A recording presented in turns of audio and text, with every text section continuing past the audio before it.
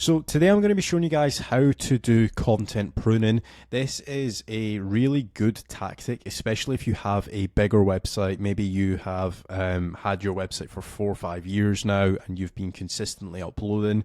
This is kind of like I like to call it a preventative SEO tactic. So even if you are ranking very well, don't forget to do content pruning, because in some cases websites do expand or over expand in articles that they actually publish.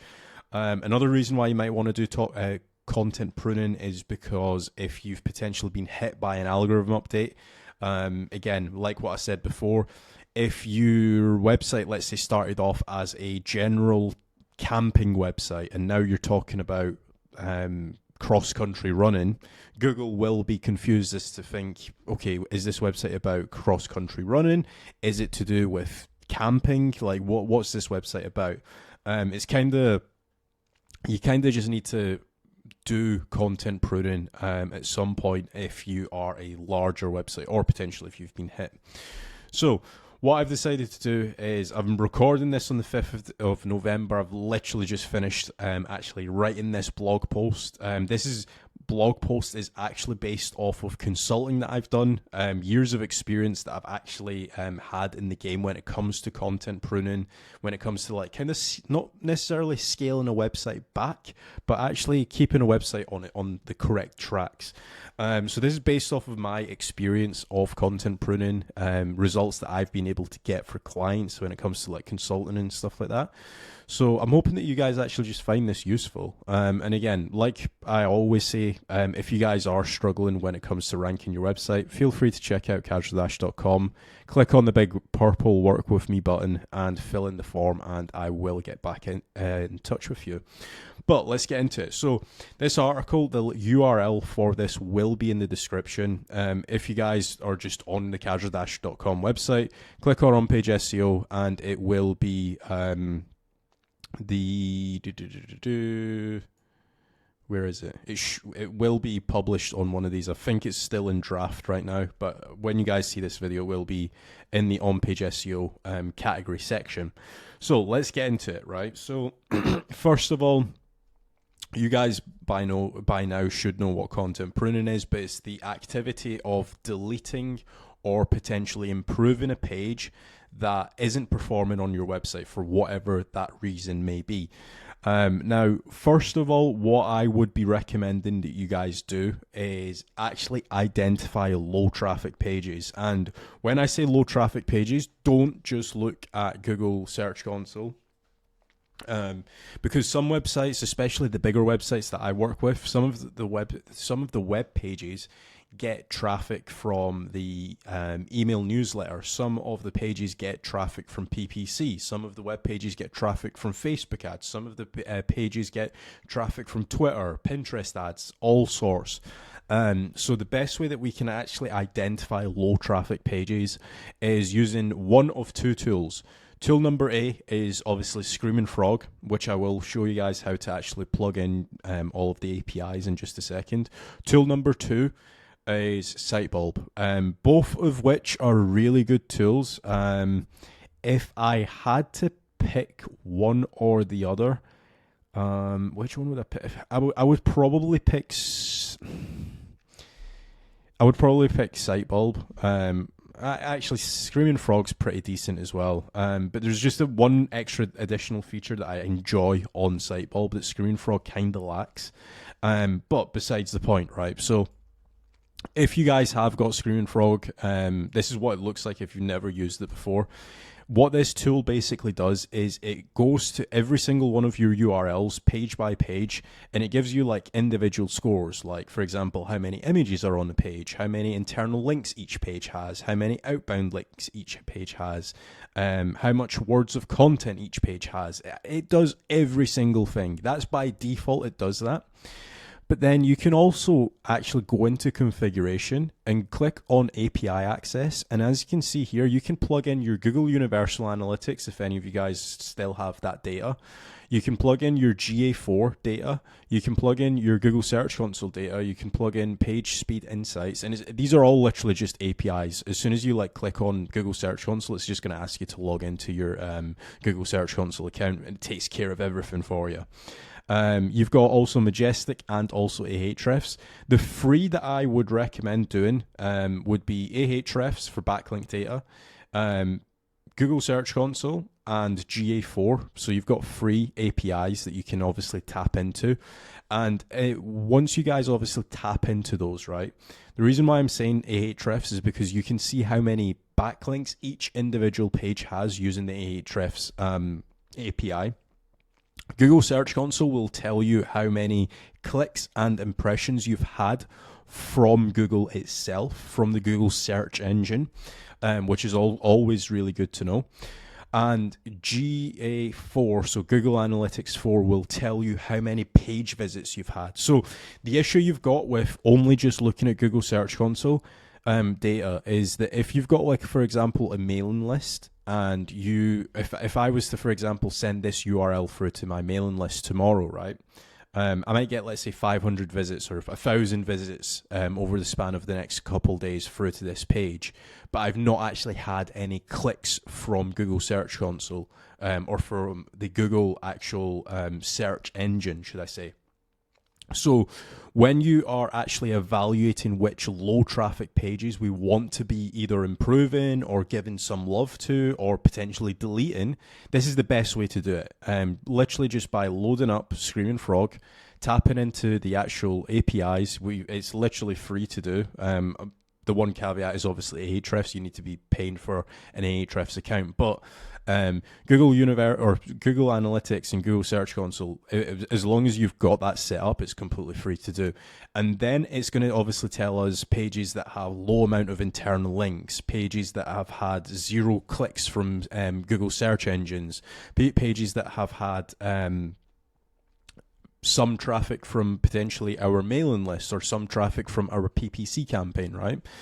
So once we actually have that data, this is the next step. So we want to be taking a look at the actual content pruning, actual infographic that I have created. Now, this took me a lot of time to actually produce. So if you guys can, please share it out to your friends. But basically, this is going to actually ask us every single question. It's a little bit long-winded, but I'm hoping that by the time I go through it, you guys will fully understand it. If you guys don't, feel free to drop a question. But evaluate the content. That's step number 1, right? So let's say, for example, we've got 5 pages on our website that potentially have low amounts of traffic, or let's say 500, right? So is the content out of date and irrelevant? Yes. Can it be updated and optimized to make it relevant and considered semantically SEO relevant? If yes, then optimize the content and obviously update the content. If not, does it have historical significance such as valuable backlinks? If it does, we want to obviously 301 that page, not 410 it. Just so you guys know, a 301, let's say, for example, if this page I was looking at deleting, for example, if this page had a backlink from another website, let's say BBC gave me a backlink through to this specific URL, I wouldn't necessarily want to 410 that page, because when you 410 a page, it basically tells Google, hey, stop coming to this URL, you're just wasting your crawl budget. Go and visit other URLs. Whereas if I was to 301 this to another relevant page, let's say I've got a on-page SEO guide, let's say, right? If I was to 301 this, that would basically mean that I am preserving that link juice from bbc.com through to this URL, and it's getting repurposed on another section of my website. Now, I'm hoping that's not gotten too super nerdy very, very quickly. But basically, when you 410 a page, it tells Google, hey, stop coming to this URL. When you 301 a page, you're basically redirecting that link equity to another section of your website. So just bear that in mind whenever we're looking at 301s and 410s, because we mentioned it a few other times. So then we've got some other questions to ask ourselves, such as, does the content receive no traffic despite optimization efforts? So if we have optimized the content, can we potentially build backlinks to it? Have we built internal links? Have we got social traffic? Is the content semantically relevant? If the answer is no, then we obviously need to further optimize it. If the answer is yes, then we could either ask ourselves the same question like 301 or 410 again. Is the content thin, redundant, or of low quality? Now, the good thing about Screaming Frog is if I was to, let's say, for example, if I just run a very, very quick audit on my own website here, Screaming Frog will actually tell me how many words are on a page, right? So, for example, if I was to take a look at this, it is saying that this word count on this specific page is just under 2,000 words. So that basically tells me straight off the bat, right, okay, so it's not a thin content page, because if it was a thin content page, talking about content pruning is quite an in-depth article, so it needs to be a little bit longer article. So that's basically telling me, right, okay, so it's not a thin content page. But if, say, for example, if you run a Screaming Frog audit and let's say you find 65 articles on your website that are live and they are all, let's say, 50 words, 25 words, 100 words, those are some pages that you might want to actually create SEO optimized content for. Do the actual reverse content strategy that I've shown you guys in previous videos, and you can basically find your competitors' articles and then basically see what they actually have on the page that you don't have on the page, and then you can actually craft a better article. So then we have got, is the content redundant or low quality? Does the content lack conversion or potential engagement value? So then you've got all of these questions that you should be asking yourself. So if I go back to this, this is just a little bit bigger. Can it be restructured or re-optimized? So this is another section that I want to actually focus a little bit on. So in a lot of cases, after a core algorithm update, let's say you've dropped a few positions, there's always a reason as to why. And typically speaking, if you've dropped a few positions, it could be very much down to the fact that your content isn't actually optimized for the user intent. So that happens a lot of the time after core algorithm updates. It happened a lot after the HCU update. And essentially the websites that had, let's say, 6,000 blog or 6,000 word article, those were the ones that actually ended up getting penalized. So if I actually show you guys two examples of this, right, this is a page that actually ranked very well for best holiday destinations in Spain, and it's recently dropped down to position number 2, right? And if we just take a look at this, it's literally just a wall of content that's not really necessarily adding anything of value. It's literally just like, yes, it's obviously mentioned Ibiza, Mallorca, Tenerife. These are all like really good holiday destinations. But if you actually take a look at the position number 1 result, and if we take a look here, so you've obviously got a numbered structured list. So you've got 1 Tenerife. Then you've got all of these different resorts that you can stay in Tenerife. And then you've got 2, Madrid. You've got an actual unique image. Then you've got all the resorts that you can stay in. Then you've got number 3, Seville. So this is just a way better article for the actual user. Whereas, for example, this is just kind of like a supporting article to help them rank for cheap Tenerife holidays or cheap Tenerife holidays. So just remember, like after a core algorithm update, try to look at content structures on websites that have actually jumped up in positions. And figure out as to why they've jumped up. Is it because they potentially have a HTML table? Is it because they've got a numbered list? Is it because they've got a bullet pointed list? Is it because you have got way longer content and now Google prefers shorter content? Because there's all of these questions that you actually need to ask yourself when you're obviously doing content pruning. So that's that.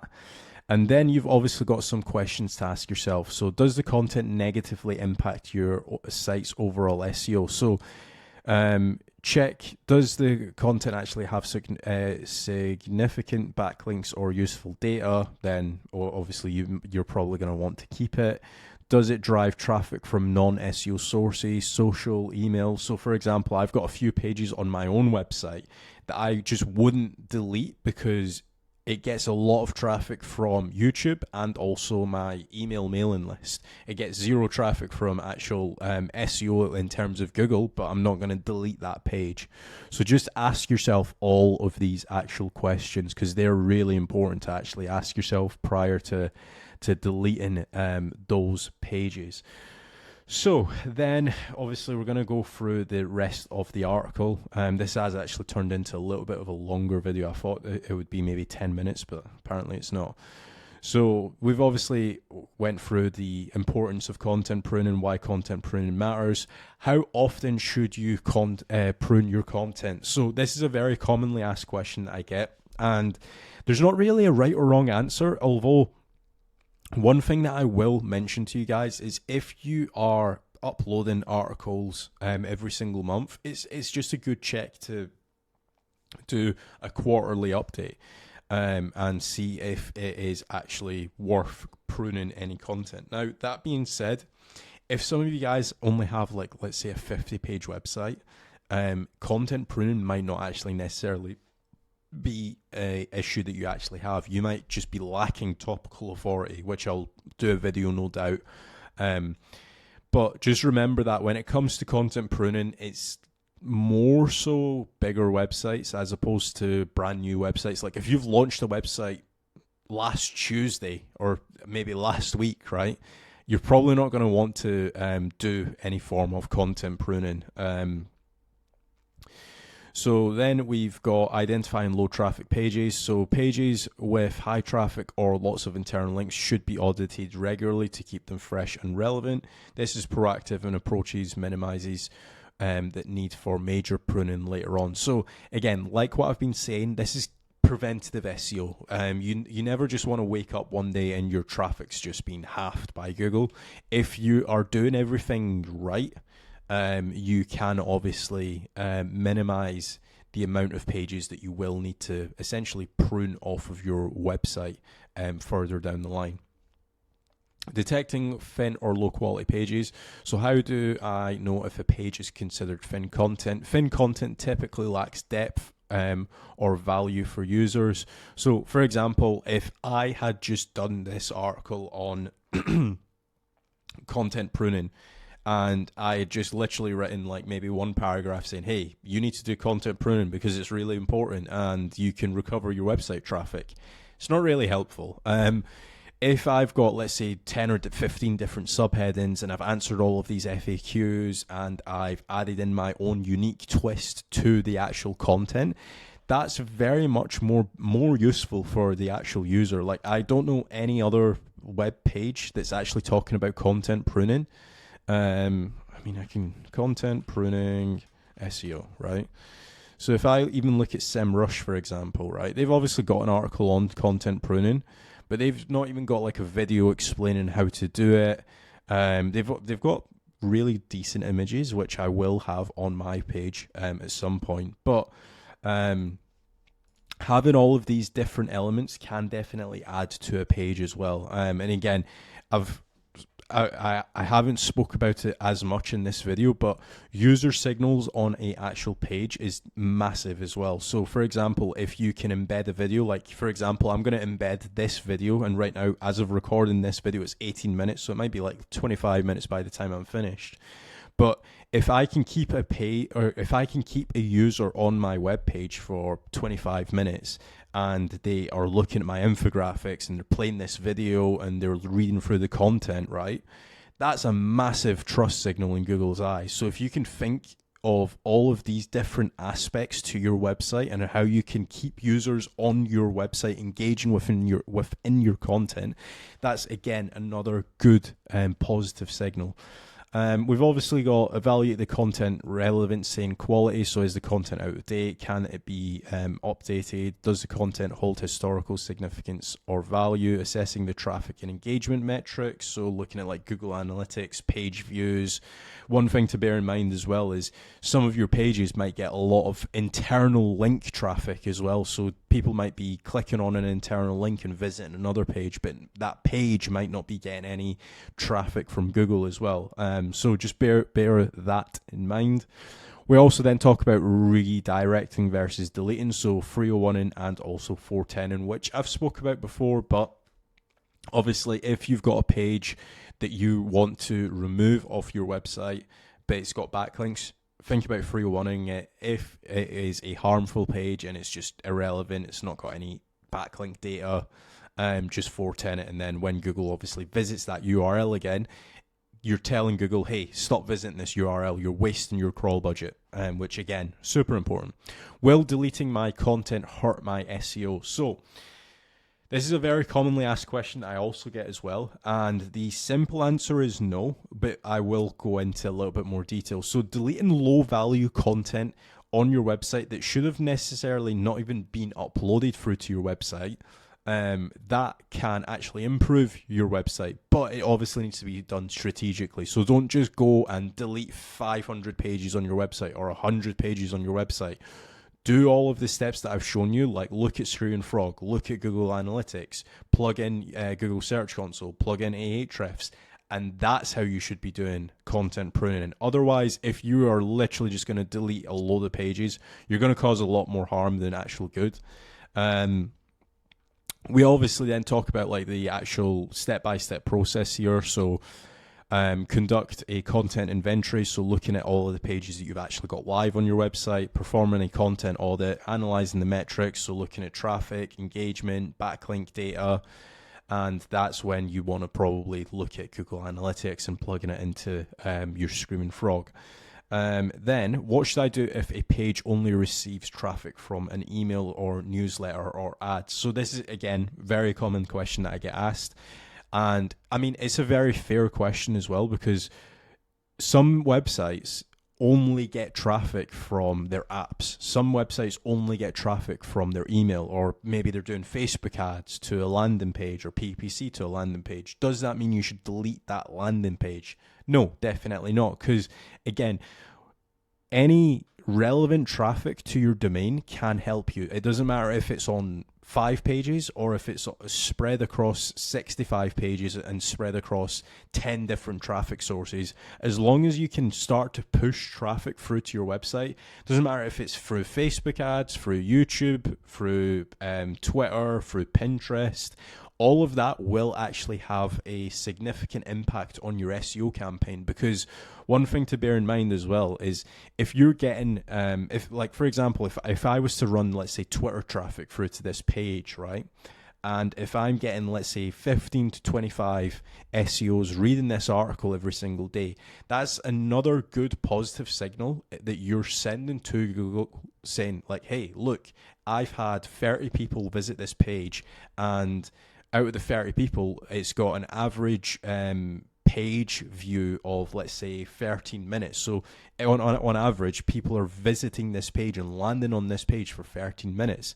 And again, it doesn't matter if it's newsletter traffic, ads, Twitter, whatever, as long as you're getting some form of actual traffic through to that page. Because I know that some of the websites that I've analyzed, they only get traffic on, let's say, Black Friday, for example, if you're an e-commerce store. Does that mean you should delete your Black Friday page and only keep it live through the months of November or October and November? Definitely not. So just bear stuff like that in mind when you are actually doing content pruning. Making bad decisions based on content quality. So with the data from the audit, decide which pages to update or merge or remove.